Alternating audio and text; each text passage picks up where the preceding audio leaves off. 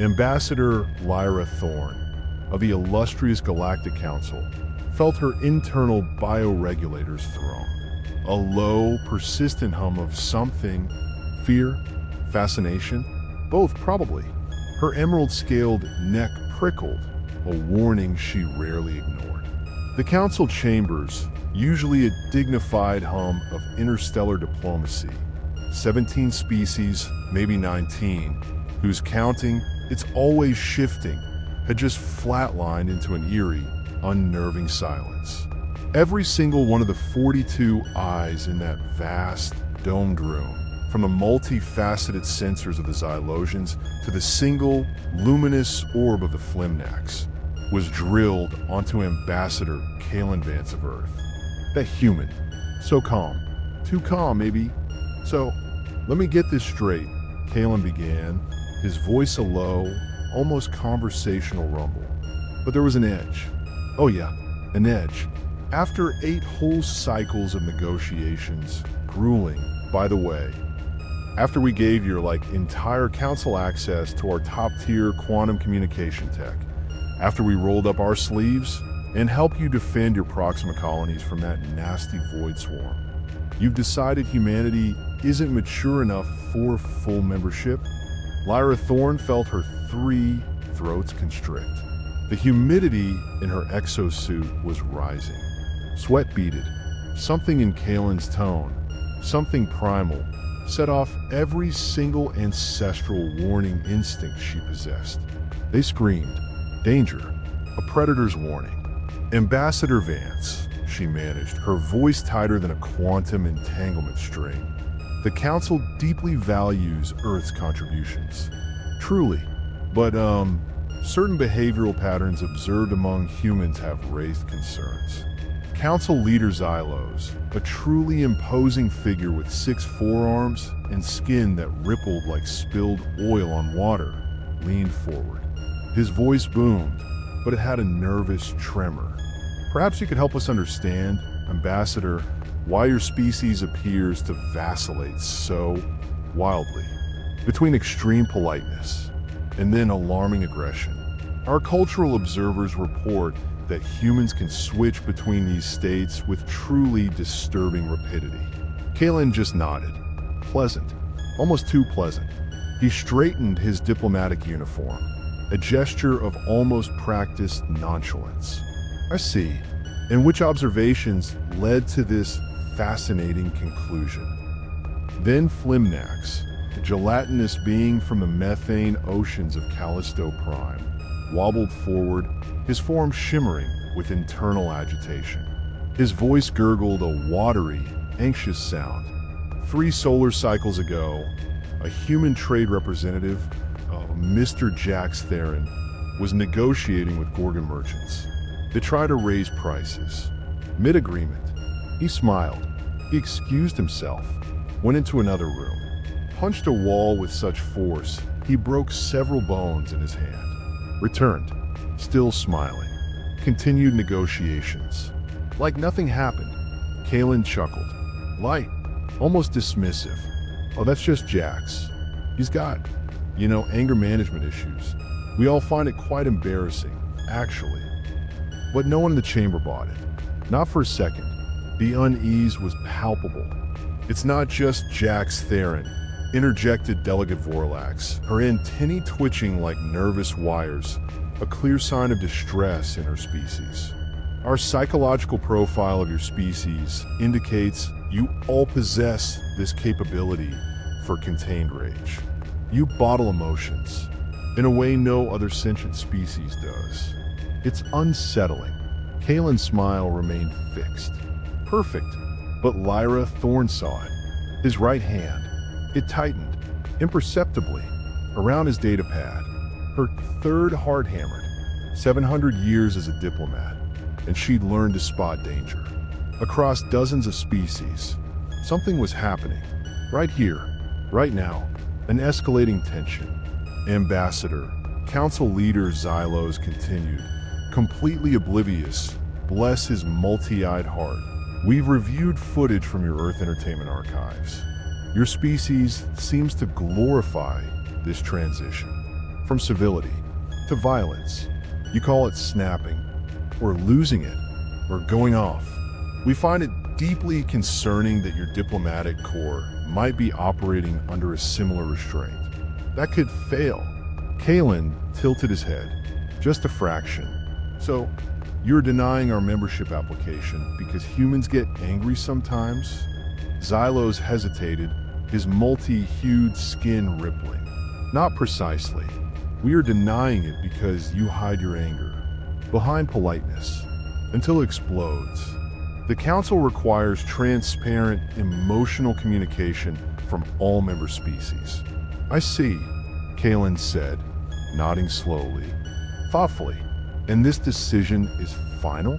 The Council has voted, Xylos confirmed. 37 in favor of delay, 5 against.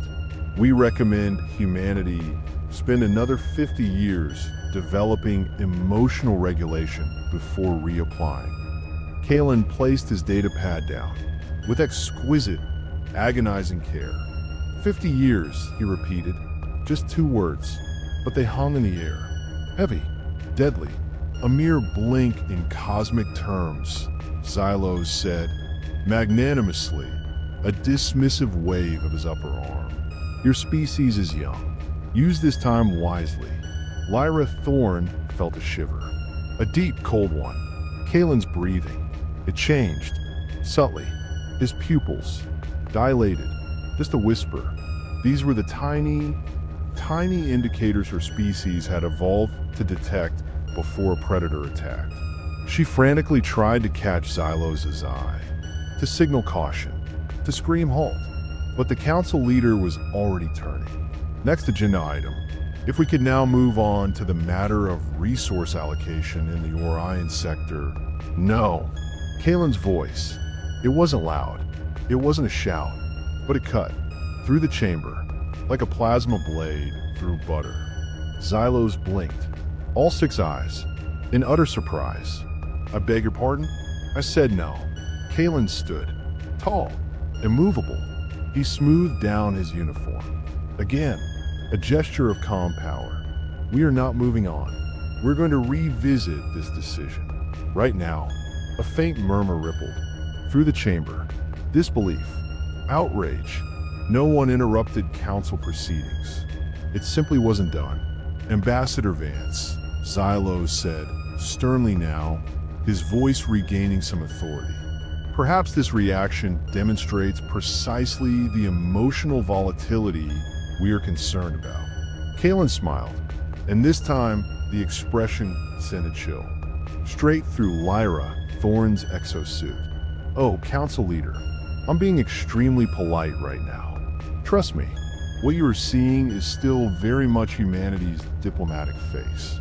Then we appreciate your restraint, Xylos said dismissively.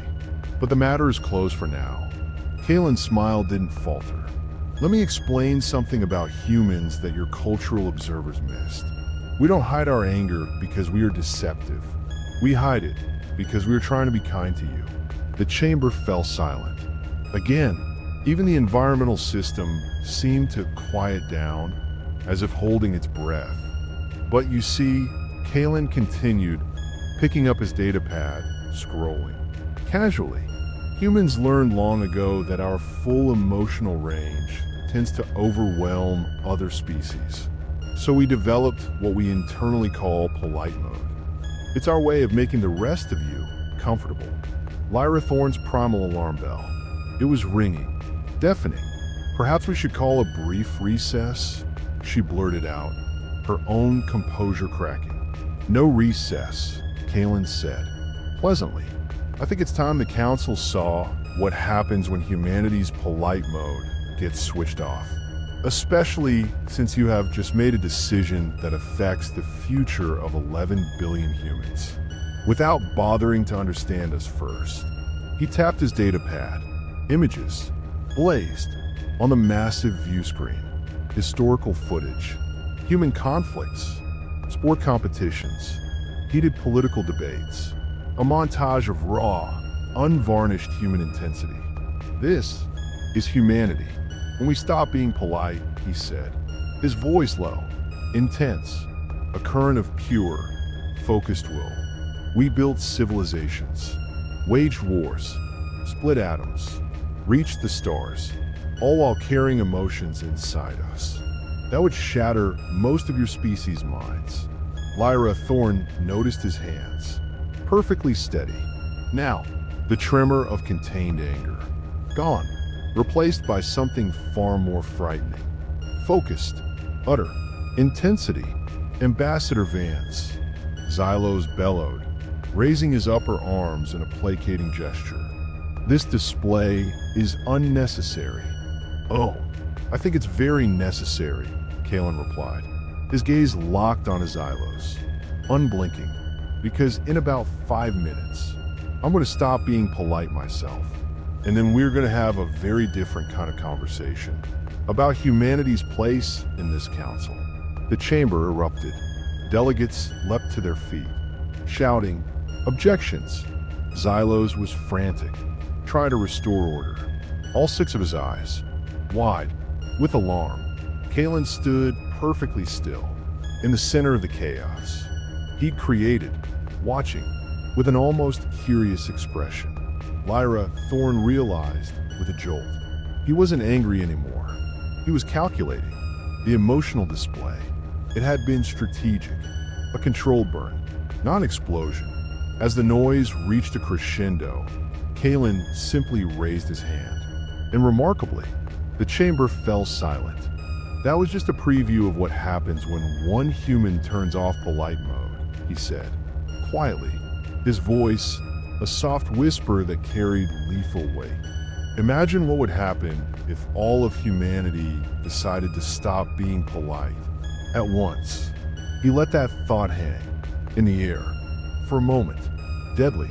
Humanity doesn't need to wait 50 years to develop emotional regulation. Council leader. We mastered that skill millennia ago. What you are seeing isn't lack of control. It's me, choosing to show you exactly how controlled I can be. Lyra Thorne watched, in utter fascination, as Kalen smoothly transitioned back into his diplomatic persona, posture straightening, expression softening, voice returning to its measured tone.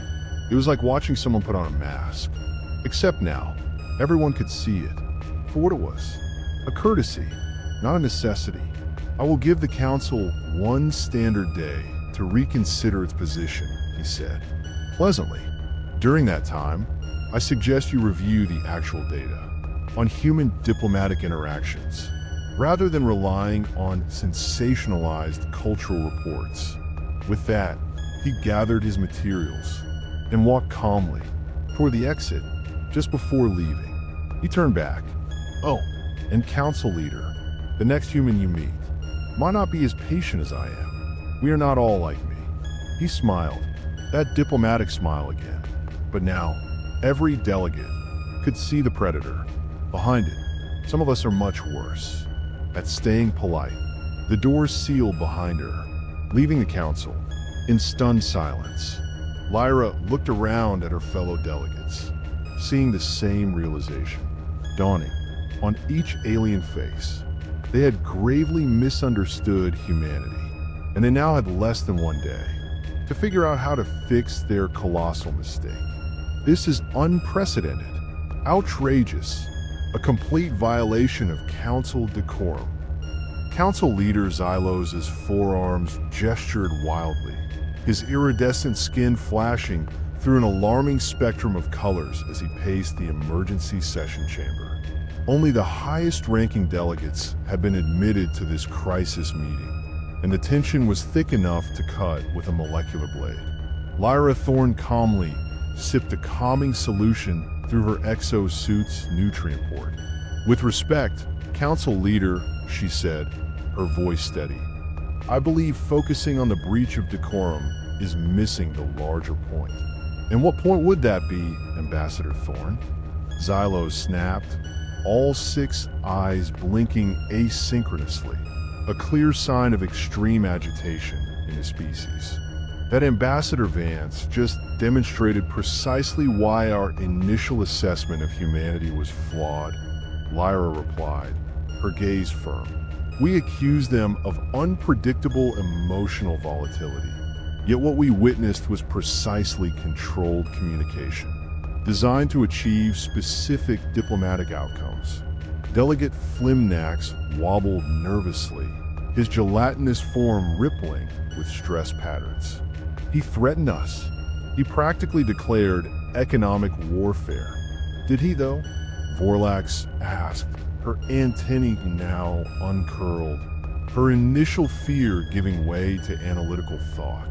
He outlined potential consequences of our decision. Consequences that, frankly, any of us could have predicted if we'd bothered to game out the scenario. The chamber fell quiet as the delegates considered this. Lyra Thorne pulled up the meeting records on her data terminal, replaying Kalen's outburst with professional interest. Look at his vital signs during the confrontation, she noted, displaying the security system's biometric readings. Heart rate elevated but steady. Respiration controlled. Stress hormones increased, yes, but well within normal parameters for a species. This wasn't someone losing control. This was a calculated diplomatic maneuver. Xylos collapsed into his ceremonial seat, his skin fading to a dull, sickly gray. Are you suggesting he planned this response? Not necessarily planned every micro-expression, Lyra mused, but he certainly leveraged the moment when it presented itself. And most importantly, he did exactly what we claimed humans cannot do. He expressed genuine emotion while maintaining complete functional control. Senior Delegate Grok, an ancient reptilian who had been silently observing from the shadows, finally spoke. His voice was like gravel being crushed. We have made a serious miscalculation. The humans don't lack emotional regulation. They simply operate with different parameters than we do. Different and potentially dangerous, muttered Flimnax, his form quivering. Different and extraordinarily effective, countered Grok. Consider what Ambassador Vance accomplished in less than 30 minutes. He disrupted our entire agenda, forced an emergency session, exposed political maneuvering we have spent years concealing, and established a clear leverage position for renegotiation. Vorlax's wings buzzed thoughtfully, all without a single threat of violence, without even raising his voice beyond conversational levels. And now, we have less than 18 hours to formulate a response. Xylos buried his face in his hands. Humanity's strategic ploy. Lyra's communication unit chimed. She checked the message and felt her 3 hearts skip simultaneously. That timeline may have just shortened considerably, she announced, her voice grim. Earth's central government has issued a statement expressing profound concern about the Council's decision. They're requesting that all human ships and personnel throughout Council space prepare for potential return to Earth territories. The chamber erupted again in alarm chatter. Xylos had to pound his ceremonial staff 4 times to restore order. They wouldn't really pull out of Council space.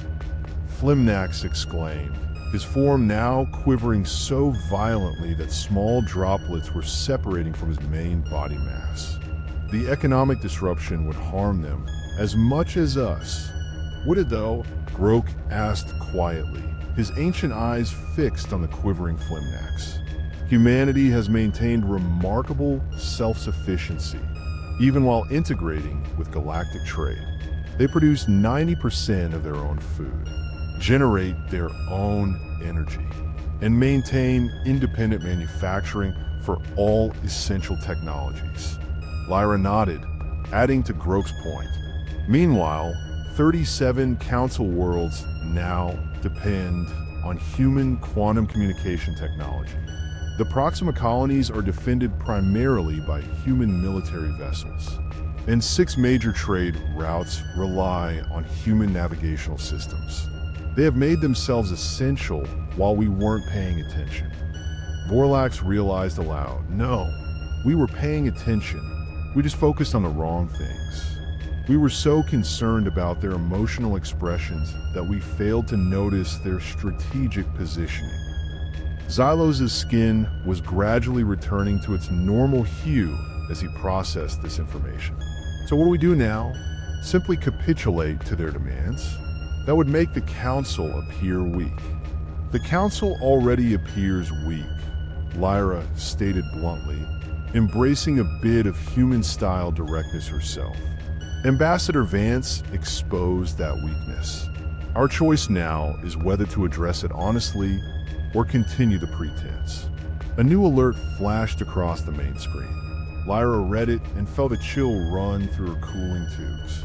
It seems humanity isn't waiting for our day to expire. Human merchants throughout the Orion Arm have begun suspending transactions, citing system maintenance. Human diplomatic staff on 12 worlds have requested temporary leave for consultation, and their military vessels in the Proxima sector have initiated what they are calling routine exercises that effectively create a defensive perimeter around their primary installations. They're positioning for withdrawal without actually withdrawing, Grok said with something that sounded almost like admiration. Another demonstration of control, showing us the consequence without fully executing it. Xylos sank deeper into his chair, looking utterly defeated. We have seriously misjudged these people. Yes, agreed Lyra, but perhaps not for the reasons we initially thought. The problem isn't that humans are too emotional or unpredictable. The problem is that they're far more strategic than we gave them credit for.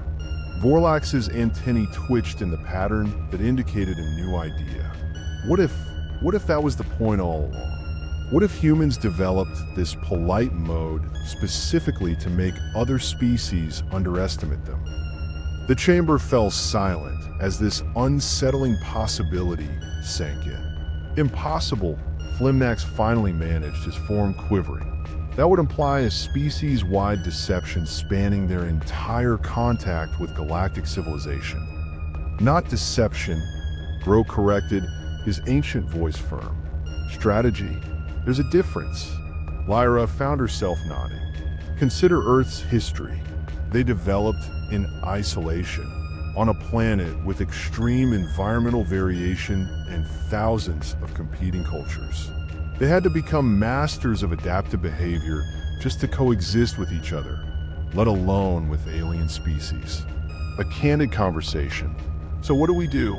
Xylos asked, all pretense of confident leadership now abandoned. Lyra Thorne stood up, her posture decisive. I suggest we do something unprecedented. I suggest we turn off our own version of polite mode and engage with humanity honestly. We admit our miscalculation, acknowledge their strategic position, and negotiate in good faith. The Council has never admitted error. Flimnax protested, his form practically vibrating. Then perhaps it's time we learn from humanity's example, Lyra replied, her gaze sweeping across the stunned delegates. They have shown us that controlled authenticity can be more effective than rigid diplomatic protocol. Xylos was quiet for a long moment, his skin cycling through a range of colors as he processed this radical advice. Finally, he looked up. Contact Ambassador Vance, he said, his voice raspy. Request his immediate return to the Council chamber, but not for a formal session. He hesitated, then added, invite him for what humans call a candid conversation. As the delegates dispersed to make preparations, Lyra Thorne found herself experiencing an unfamiliar emotion, something like anticipation mixed with respect. For the first time in her long diplomatic career, she wasn't entirely sure what would happen next, and somehow, that uncertainty felt like progress. Ambassador Vance returned to the Council chamber exactly 3 hours after his dramatic exit. This time, however, the room had been subtly transformed. The rigid, formal seating arrangement had been replaced by a circular configuration, without the usual hierarchical elevation for senior members. The environmental settings have been adjusted to Earth-standard comfort levels, rather than the Council compromise that subtly favored the biology of longer-standing members. Lyra Thorne noticed these details with a silent nod of approval. Xylos had taken the suggestion of honesty seriously. Ambassador Vance, Xylos greeted him, rising from his seat. His formal robes had been replaced by simpler attire, another symbolic gesture. Thank you for returning on such short notice. Kalen surveyed the room, taking in the changes with a quick, assessing glance. Interesting redecorating, Council leader. Almost feels like you're trying to make a human feel at home. That is precisely the intention, Xylos confirmed, a faint ripple of color through his skin. Though I suspect you are too observant to be swayed by mere environmental adjustments. A small, genuine smile played at the corner of Kalen's mouth. They are appreciated nonetheless. Symbolism matters in diplomacy, as we all know. He took the offered seat, posture relaxed, but his eyes remained sharp and alert. Lyra found herself studying him with new eyes. Was this the diplomatic mask? The polite mode they discussed? Or was this the real Kalen Vance? Perhaps the most unsettling revelation was that both could be true simultaneously. I assume this isn't a standard council session, Kalen said, glancing around at the reduced number of attendees. No, Xylos confirmed. This is what my advisors have suggested we call a candid conversation. I believe humans value these. We do, Kalen acknowledged, though his eyebrows rose slightly. Though I'm curious what prompted this sudden interest in human conversational preferences. Xylos' skin rippled with colors that Lyra recognized as indicators of discomfort and then resolution. Your demonstration earlier today has prompted significant reconsideration of our position regarding humanity. A demonstration? Kalen repeated, a hint of amusement in his voice. You mean when I turn off polite mode? Yes, Xylos said, almost wincing. It was educational. A laugh escaped Kalen, genuine, unguarded. That's one way to put it. And now you want to what? Negotiate more favorable terms? Try to walk back the 50-year delay without losing face. No, Lyra Thorne interjected, earning a surprised look from Xylos. We won't understand. Kalen turned his attention to her, head tilted slightly. Understand what, Ambassador Thorne? Everything we misunderstood before, she replied, her voice earnest. This polite mode you described, the strategic control behind what we mistook for emotional volatility. The way humanity has positioned itself within galactic politics while we were busy analyzing the wrong aspects of your behavior. Kalen studied her for a long moment, then looked around at the other delegates. You were serious. Completely, Xylos confirmed, his 6 eyes meeting Kalen's gaze directly. The Council has operated for millennia on certain assumptions about diplomatic protocol and behavior. Your actions today challenge those assumptions in ways we cannot ignore. Kalen leaned back in his chair, considering this. So, this isn't about our membership application anymore. On the contrary, Grok rumbled from his position at the far side of the circle, his ancient scales catching the light. It is precisely about your membership, but perhaps not in the way you expect. The ancient reptilian leaned forward. Ambassador Vance, the Council has existed for over 12,000 years. In that time, we have incorporated hundreds of species, navigated countless conflicts, and established protocols that have maintained relative peace across 3 galactic arms. He paused, fixing Kalen with his unblinking gaze. And yet, in less than 3 standard years of interaction with humanity, we find ourselves questioning foundational aspects of how we operate. This is unprecedented. Kalen's expression remained neutral, but Lyra Thorne noticed his pulse rate increasing slightly on his biometric scanner, a sign of genuine interest or surprise. "We are curious by nature," he said finally. "Humans, I mean, we tend to question systems rather than simply adapting to them." "Yes," Vorlax agreed, her antennae swaying thoughtfully. "And that quality, which we initially mistook for immaturity or rebelliousness, may in fact be your species' most valuable contribution to the Council." Kalen's eyebrows shot up. "Are you saying we are proposing," Xylos interrupted, "an immediate reversal of our earlier decision? Not merely to approve humanity's membership application, but to create a new position within the Council structure, a role focused specifically on systemic evaluation and innovation." The chamber fell silent as Kalen processed this unexpected proposal. "You want humanity to be your official critics?" he said finally, a wry smile playing on his lips. "The species that points out when the Emperor has no clothes?" Lyra Thorne's translation implant struggled with the idiom, but she grasped the meaning from context. "In essence, yes," Xylos acknowledged, though we would frame it more as institutional evolution catalysts. A slow, genuine smile spread across Kalen's face. Not the diplomatic mask, nor the predatory expression from earlier, but something new, something genuinely amused.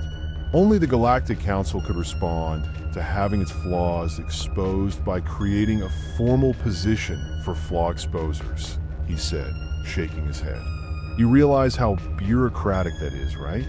Perhaps that is precisely why we need humanity's perspective," Xylos acknowledged, his skin shifting to a hue that indicated rueful acknowledgement. "Our methods have served us well, but rigidity has consequences." Kalen considered this for a long moment. "I will need to consult with Earth's central government, of course, and we would have conditions." "We anticipated as much," Xylos said, a ripple of relief passing through his form. "And we are prepared to engage in good faith negotiations, starting with the immediate rescinding of the membership delay." "Consider it done," Xylos agreed. "A formal announcement would be made at the next full council session." Kalen nodded, then looked directly at Lyra Thorne. "You know, Ambassador, I believe you're the only one who saw what was really happening today." Lyra Thorne felt her scales flush slightly with the unexpected recognition. "I have studied human behavior extensively. It is fascinating.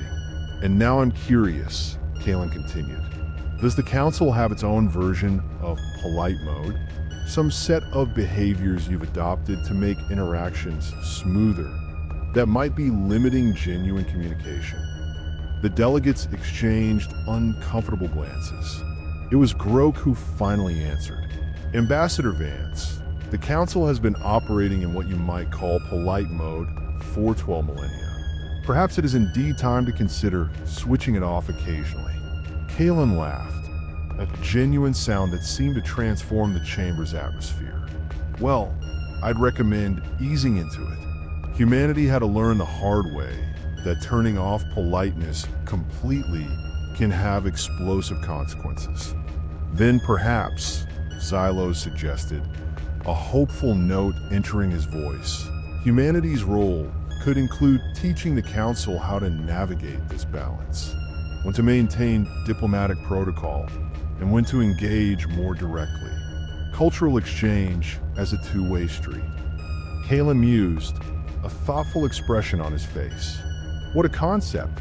Lyra Thorne found herself experiencing an unfamiliar sensation, optimism, about the Council's future. In her centuries of diplomatic service, she had observed countless minor adjustments to the galactic order, but this felt different, fundamental. "I believe," she said carefully, "that we may look back on today as a pivotal moment in Council history. The day we began to evolve beyond our own limitations." Kalen looked at her with newfound respect. "That's surprisingly philosophical for a Council diplomat, Ambassador Thorne. Are you sure your polite mode is still fully engaged?" For the first time in his long career, Lyra Thorne allowed herself to respond with complete honesty, without filtering through diplomatic protocol. Perhaps not, Ambassador Vance. And I find I don't mind at all. As the impromptu session continued, developing into a genuinely open exchange of perspectives, Lyra Thorne reflected on the strange chain of events that had brought them here. The Council had feared humanity's emotional unpredictability, only to discover that the real danger lay in their strategic adaptability and willingness to challenge established systems. And perhaps, she thought, as she watched Kalen laughing at something Vorlax had said, that wasn't a danger at all, but precisely what the galaxy needed. Sometimes, it took someone turning off polite mode to show you truths you'd been too polite to see yourself. The new dawn, a council transformed. The candid conversation stretched well into the night, morphing from tense negotiation into something truly unprecedented, a genuine exchange of ideas. Xylos, still in his simpler attire, found himself leaning forward, listening intently as Kalen Vance, without the polite mode filter, outlined Earth's strategic vulnerabilities and strengths with brutal honesty. We're small, numerically, Kalen admitted, gesturing with an open hand, but our tech is bleeding edge because we had to innovate. On Earth, if you didn't adapt, you died. Simple as that. This raw, unvarnished truth, so alien to the Council's usual decorum, resonated deeply. Lyra Thorne observed the transformation in the room. Flimnax, no longer quivering, pulsed with what seemed to be thoughtful contemplation. Vorlax's antennae remained unfurled, occasionally twitching in agreement. Grok, the ancient, stoic reptilian, offered rare, gravelly insights, acknowledging the wisdom in humanity's self-sufficiency. They were discussing not just membership, but a fundamental restructuring of council operations. Kalen proposed a humanity-led Innovation Nexus, a department designed to challenge existing protocols, identify systemic inefficiencies, and push for radical solutions. A formal role for their flaw exposers. By the early hours of the next morning, a tentative agreement was reached. Humanity's full membership would be approved immediately. The 50-year delay was rescinded. Earth would lead the new Innovation Nexus, with council members from various species seconded to learn their unconventional approach. In return, humanity committed to re-evaluating the suspension of quantum communication tech, sharing, and military support, acknowledging the galaxy's reliance. It was a victory, but one hard one, built on the unexpected foundation of controlled vulnerability. As the suns of the Council's home world began to filter through the grand archways, casting long, golden shadows, Kalen Vance stood, stretching slightly. "Well," he said, a genuine, tired smile gracing his lips. "That was more productive than I thought it'd be, even without the fancy robes." Xylos actually chuffed, a sound that Lyra Thorne realized was a form of laughter for his species. "Indeed, Ambassador Vance. Perhaps the Council, too, has been operating in its own version of a polite mode for far too long." Lyra Thorne stepped forward, extending a hand, a gesture Kalen mirrored instinctively. "Ambassador Vance," she said, her voice filled with a profound respect she hadn't felt for another diplomat in centuries. "Thank you for showing us." Kalen squeezed her hand firmly. "No problem, Ambassador Thorne. Just don't be surprised if our candid conversations sometimes get a little loud. It's how we grow." He winked, a human gesture. Lyra found herself smiling back, a genuine, warm emotion bubbling up. News of the Council's reversal and the creation of the Innovation Nexus spread across galactic channels faster than a hyper-relay signal. SCI-FI-HFY Holiday ran special reports, analyzing the unprecedented diplomatic shift. Pundits debated, species reacted, but the undeniable truth was that humanity, in just one day, had rewritten the rules of interstellar engagement, not through force, but through a brutal, strategic honesty.